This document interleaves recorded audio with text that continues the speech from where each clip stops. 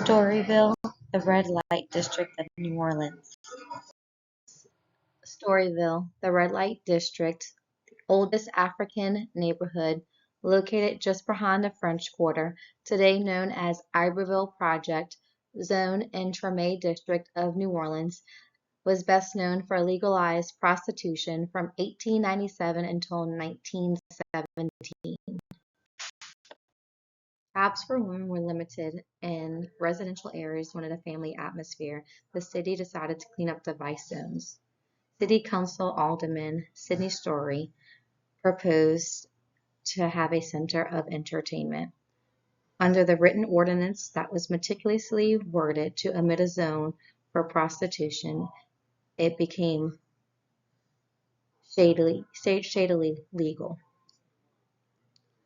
Once Storyville was established, the leadership and government figures were often visitors, allowing madams to have an upper hand when it came to paying fines and having police visiting and always having blackmail to protect them.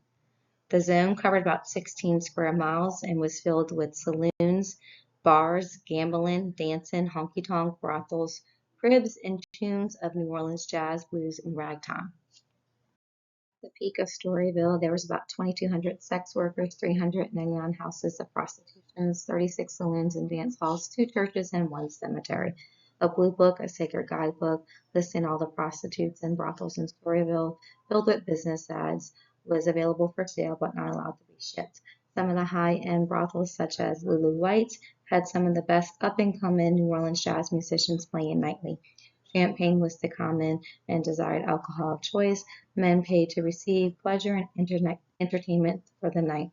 The roots of New Orleans culture was originated from Storyville, and some of the most famous jazz musicians, such as Jelly Roll Martin, also known as Father of Jazz, partake in entertainment during this time.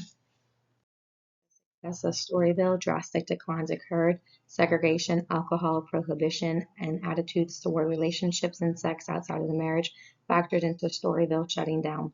The final straw was the start of World War I.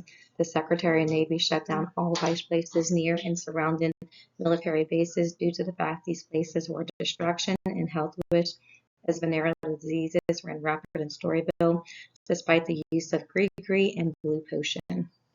In the mid-1930s, Storyville was demolished, leaving only a handful of original buildings. The Housing Authority of New Orleans purchased land and built Iberville housing projects. After being damaged in Katrina, Bienville Basin Apartments under Iberville Housing Redevelopment stands in its place, still holding the memories and cultures from Storyville.